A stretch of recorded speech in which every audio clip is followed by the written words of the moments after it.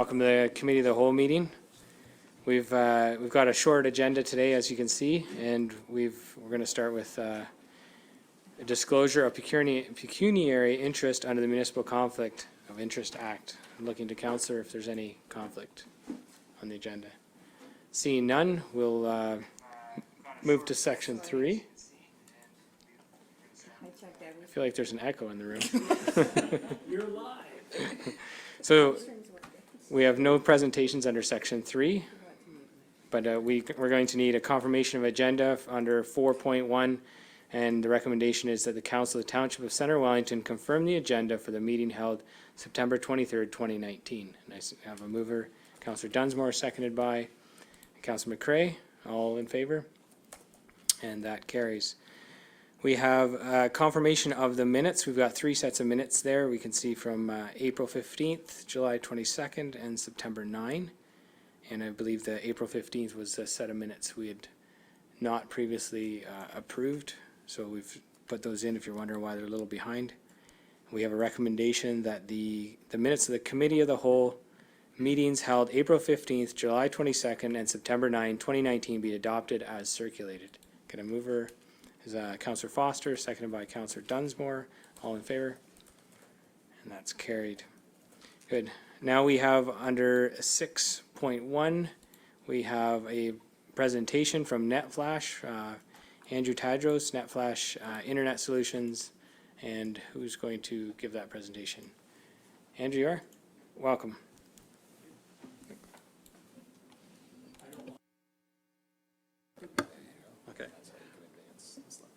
Well, I'm Andrew from Netflash. We are bringing something really exciting to the community. We're building a fiber to the home project there. One thing, I love what I do. We have a hand in changing how people communicate. And we've had our eyes on Belwood for about 2 years. We are already servicing the area. I'm sure you're familiar with Pine Meadows. So we are already servicing that community, but we want to upgrade the community as a whole. So we're bringing a fiber line, trunk line to the center of Belwood, and then branching out from there. This upgrade is going to bring a lot of other services available to the community and to the households that are there, as well as the businesses. So this little slide is just to sort of demonstrate who we are and what we're all about. We've been in business for over 23 years. We have serviced other areas like Maryhill, Ontario. We just completed that project earlier this year. We are registered with the CRTC as a registered telecom. So if there's any questions about that, we can go forward. So some of the services that we're going to bring to the area is speeds of internet to each household up to 1 gigabit. And it is fiber services right from our operation directly to the person's home. So there's nothing intermediary from there. The trunk line that we're bringing is coming from Highway 26 and 18, or Simpson's Corner. We're trenching a 3-kilometer link right down to the center of Belwood. We also, when we bring fiber to a home, we also are able to offer different services as well, not just internet. We can offer telephone services and TV services, and this is a TV service that we have as well. And there's the telephone service. And these are the fiber communities that we already have presence in today. I think one of the biggest things that about Netflash, it's not about its products and services that we sell. Our company is its people. It's really, that's the driving force that I think that should be more emphasis on, because it's the people that run that company and the people that work every day at that company that make us the company. And it's that caring and passion and wanting to do a good job every day is what we bring our best effort forward. And no problem's too big or too small to look at. And I think in a nutshell, that's who Netflash has been founded as. I don't believe there's any other slides. This is our rural wireless network. We cover 9,000 square kilometers in southwestern Ontario. We started this back in 2005. We have approximately 140 tower sites throughout this region. And what we did was something different than a lot of fixed wireless companies. And we were able to bring a reliability to a very difficult market to do. And we've been very successful at that. I don't want to get into all the technical terms. It's just that the reliability and the self-healing of our network is what allowed us to be very successful in this market space.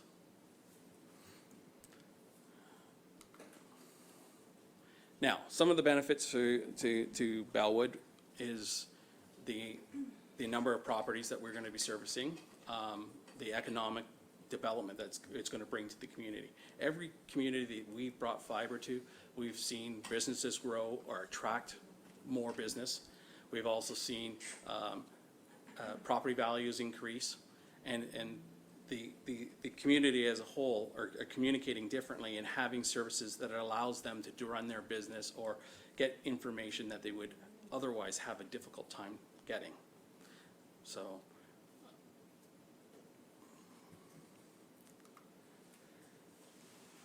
this is the area that we are looking to cover initially. And this is some of the trucks and contractors that we've used to, and this is actually Westmont Rose that we've deployed fiber in. This is some of the typical disruption that you might see during the construction phase, but what you're seeing here is a drill bit, and you're seeing an exposed utility. This is only at the time that we're doing it. When we leave for the day, those pits are not there. So this is what a typical installation looks like at the side of a home. That's just a fiber box that's got fiber in it right to the home. And that's all my slides. Does anybody have any questions? That's great, Andrew. This is pretty exciting for Belwood. How are you going to advertise this out into the Belwood community to the residents that you're going to arrive on their doorstep? Well, Adam was very nice to share with me that we can use a construction site sign. We're going to do social media, which we've preliminary have started already. We're going to do direct marketing to the households. So those are the three avenues, probably hands and feet as well. Yeah. A lot of times what we find is once our contractors are on site, they get sort of asked a lot of questions. What we'd like to do is do pre-marketing. So fiber's coming, register your household for getting the services. And so then what happens is then my staff will call and make arrangements to go and do a home visit, because every home is different. And the side of home that we have to come in on could be different from each home. So we have to do what we call a pre-install visit. And what that does is it generates a touch point for us to talk to each individual homeowner. And it gives us a schedule that we can work with on where the interest is in the community. Like maybe we want to build this road first. Well, hang on, there wasn't much interest there. Maybe we should be building this one. So it based on people going to our website and registering their homes for the services, we then work a construction schedule around that. And it's been very successful. Like Maryhill, we have a 92% take rate when we built that. I did a town hall meeting as well, okay, which I'm looking at doing here to educate everybody on the possible things that they would be faced with when something like this comes to the town. Great, thanks, Andrew. Councillor McElwain, you had a question there? A couple of questions, actually. Just, you mentioned you're going directly from 26 to Belwood, And then do you have a POP in Belwood and a POP at Pine Meadows? We're currently servicing Pine Meadows today, yes. You're already servicing Yeah, Pine Meadows? there's a cable infrastructure there, and we put in technology about 4 years ago.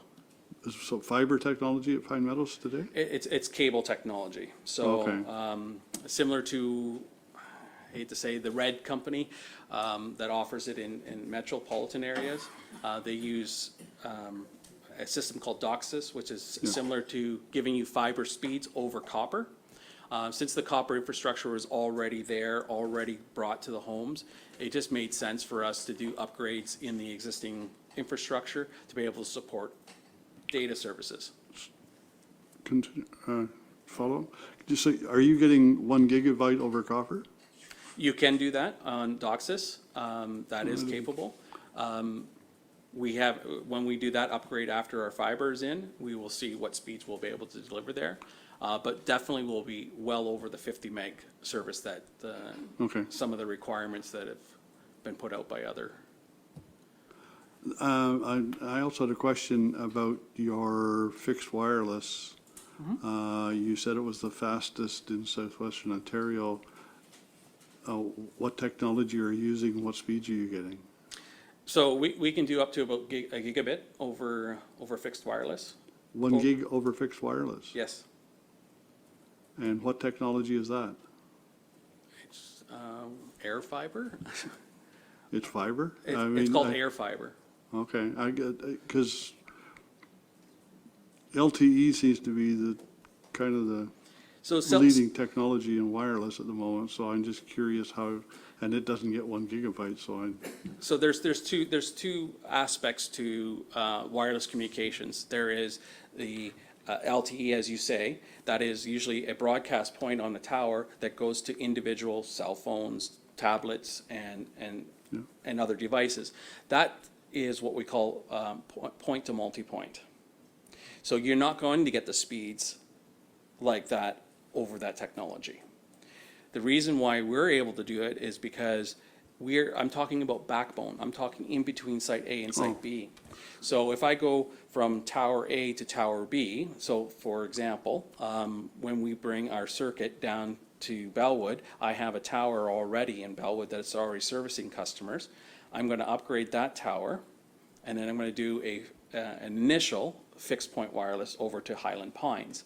That, between those 2 points, we're able to achieve gigabit speeds. oh yeah, I mean, that's typical, I And understand that. then what we're going to do is bring a fiber trunk line from that tower in Highland Pines and bring that over to Pine Meadows. Sure, but for individual users on fixed wireless at home, what speeds are they getting?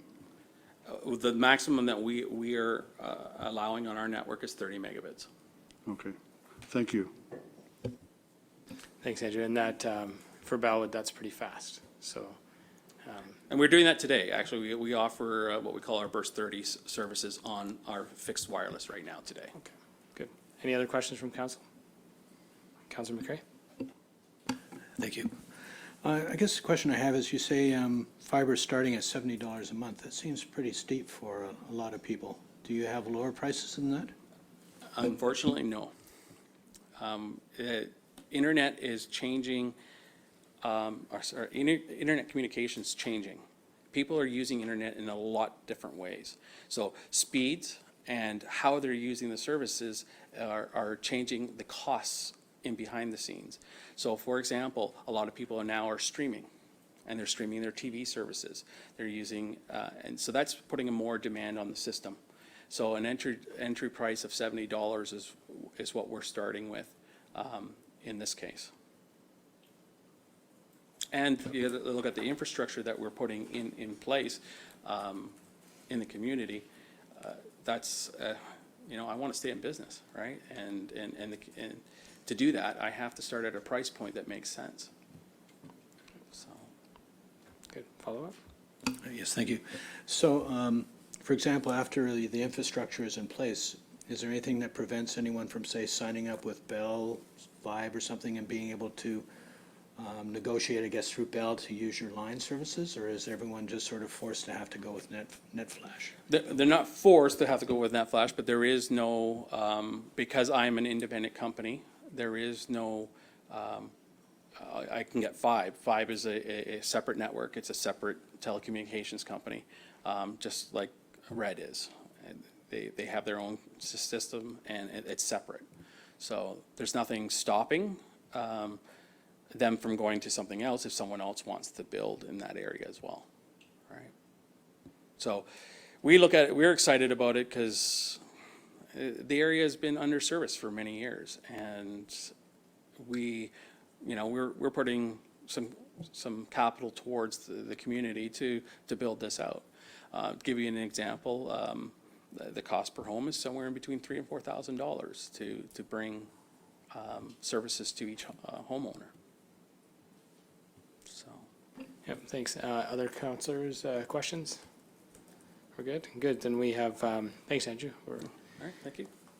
So we have, this was just a delegation, it's an information item, so there's no decision for council to make today. It was just good to bring forward. We're going to move to section 7, which is consideration of reports, and under 7.1, we have a demolition control bylaw, and we should have that before you.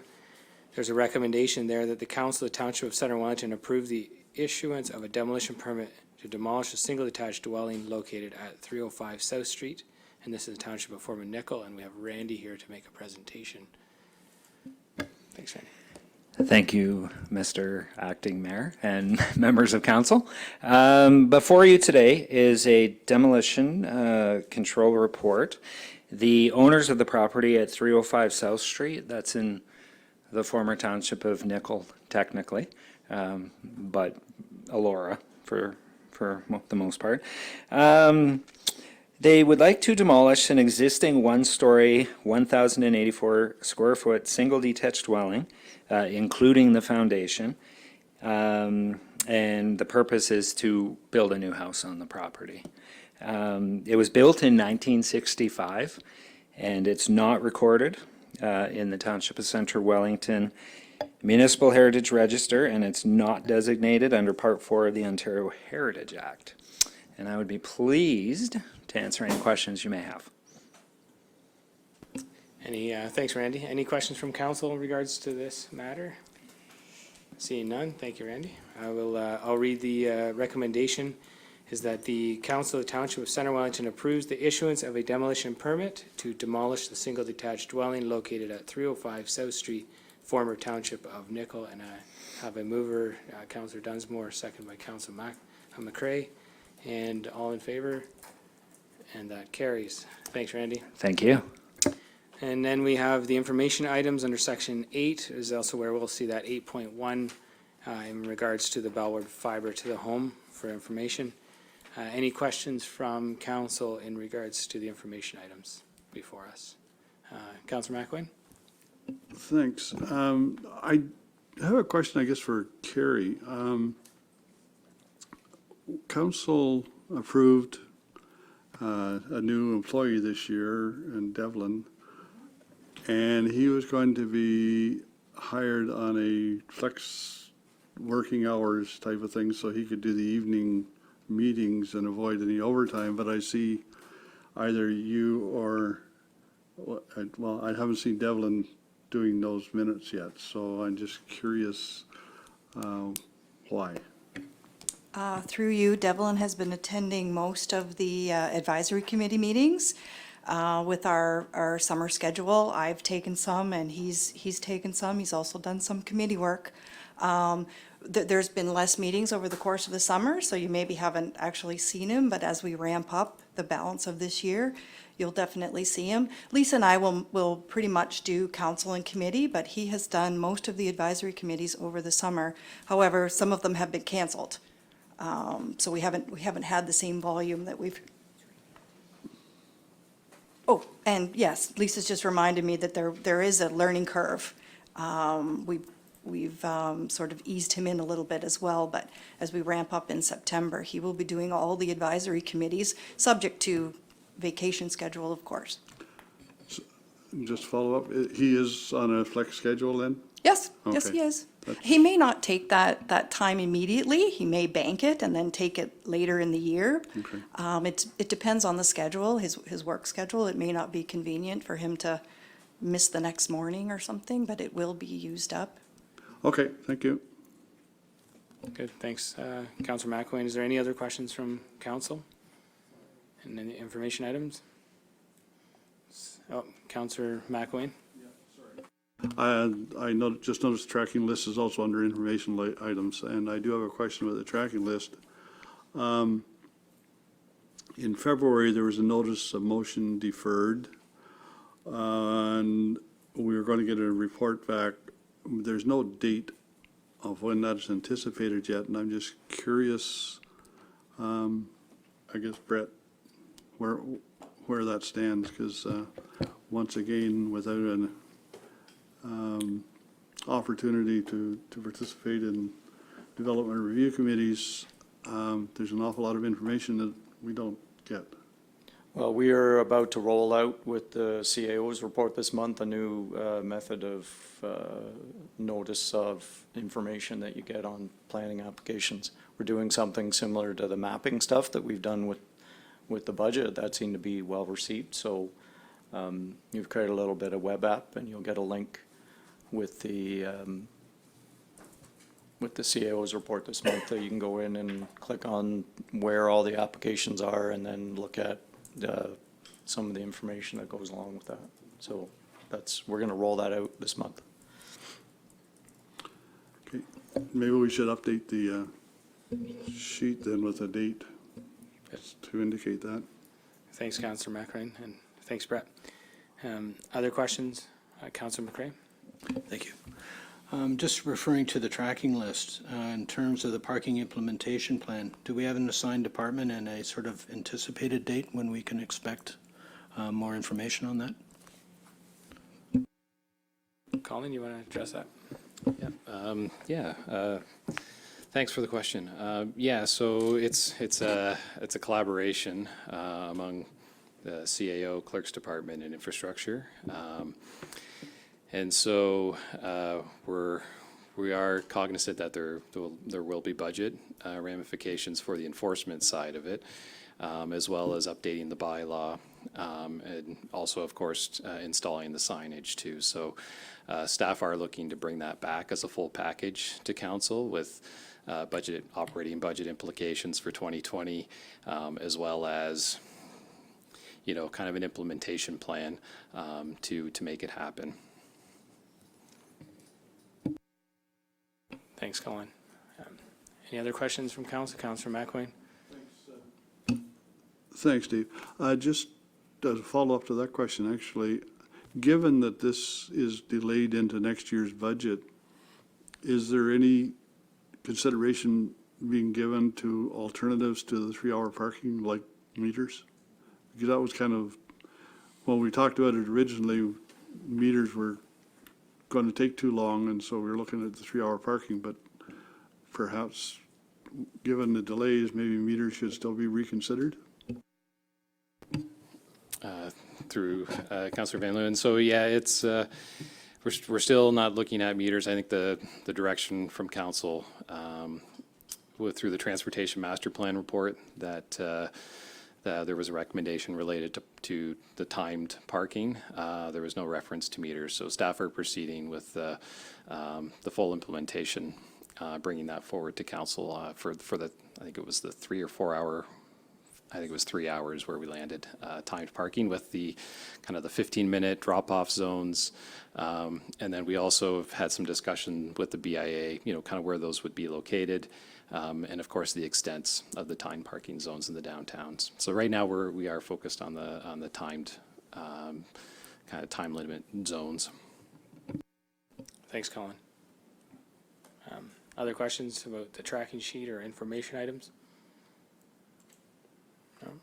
Seeing none, then looks like these are all information items. There's nothing for council to do there. Our bylaw, I guess we push to the council meeting recommendation, and we need a motion to adjourn the meeting. So motion by Counselor Kittredge, seconded by Counselor Dunsmore. All in favor? And that carries, and we are adjourned. Thank you, everyone.